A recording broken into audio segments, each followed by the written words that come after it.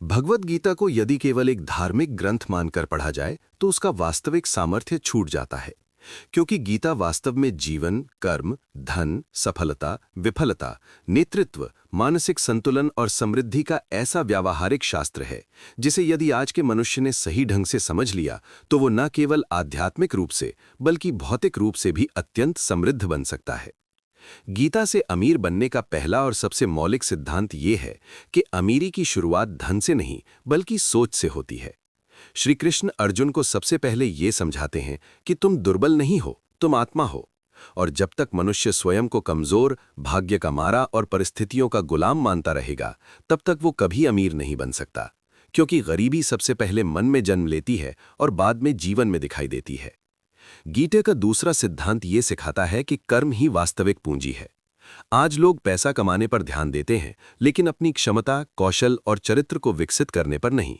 जबकि श्री कृष्ण स्पष्ट कहते हैं कि तुम्हारा अधिकार केवल कर्म पर है, और जो व्यक्ति अपने कर्म को उत्कृष्ट बना लेता है उसके जीवन में धन अपने आप आने लगता है, क्योंकि बाजार, समाज और समय हमेशा उसी को मूल्य देता है जो समस्या हल कर सकता है।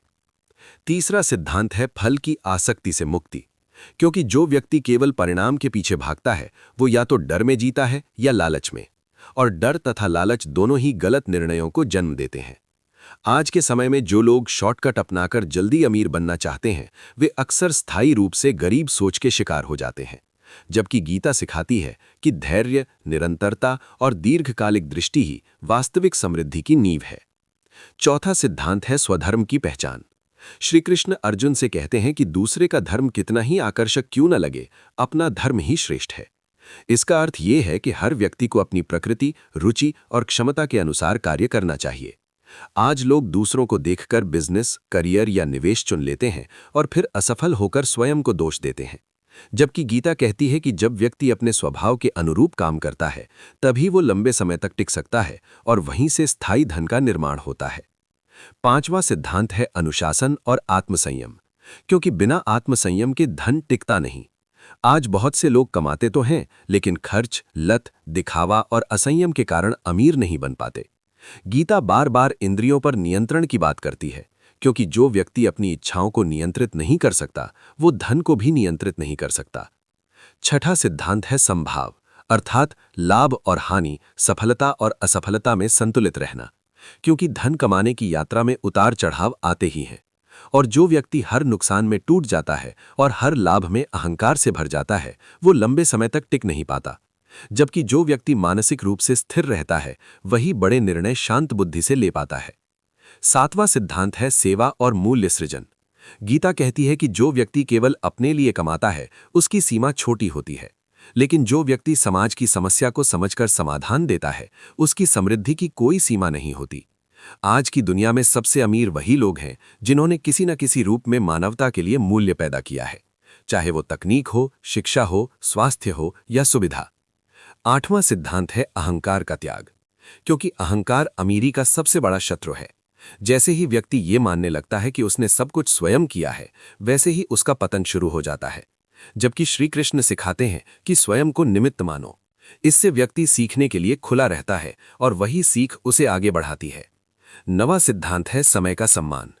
गीता का हर श्लोक ये संकेत देता है कि समय सबसे बड़ा शिक्षक है। जो व्यक्ति समय का सही उपयोग करता है वही धीरे धीरे भीड़ से आगे निकल जाता है। अमीर बनने का अर्थ रातों रात चमत्कार नहीं बल्कि वर्षों की निरंतर साधना है। 10वां सिद्धांत है भय से मुक्ति, क्योंकि डर व्यक्ति को अवसर लेने से रोकता है, निवेश में, करियर में, निर्णय में। और गीता सिखाती है कि जो हुआ है वो हो चुका है और जो होगा वो होगा, तुम्हें केवल वर्तमान में कर्म करना है। जब व्यक्ति इस सत्य को स्वीकार कर लेता है तब वो साहसिक लेकिन विवेकपूर्ण निर्णय ले पाता है। गीता का एक और गहरा सिद्धांत यह है कि धन साधन है, साध्य नहीं। जब धन साध्य बन जाता है तब व्यक्ति रिश्ते, स्वास्थ्य और आत्मसम्मान खो देता है, लेकिन जब धन साधन बनता है तब वो व्यक्ति के जीवन को विस्तार देता है, उसे स्वतंत्रता देता है और उसे समाज के लिए उपयोगी बनाता है। श्री कृष्ण स्वयं राजा नहीं थे, लेकिन समस्त राजाओं के मार्गदर्शक थे। उनके पास निजी संपत्ति नहीं थी, लेकिन पूरा द्वारका उनकी दूरदृष्टि से समृद्ध हुआ। ये इस बात का प्रमाण है कि अमीरी का संबंध केवल जमा करने से नहीं बल्कि दिशा देने से है।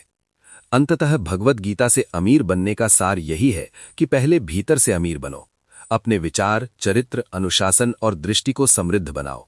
धन उसके बाद स्वयं आएगा और टिकेगा भी, क्योंकि जो व्यक्ति गीता के अनुसार जीना सीख लेता है वो न केवल धन कमाता है बल्कि उसे संभालना, बढ़ाना और सही दिशा में उपयोग करना भी जान जाता है।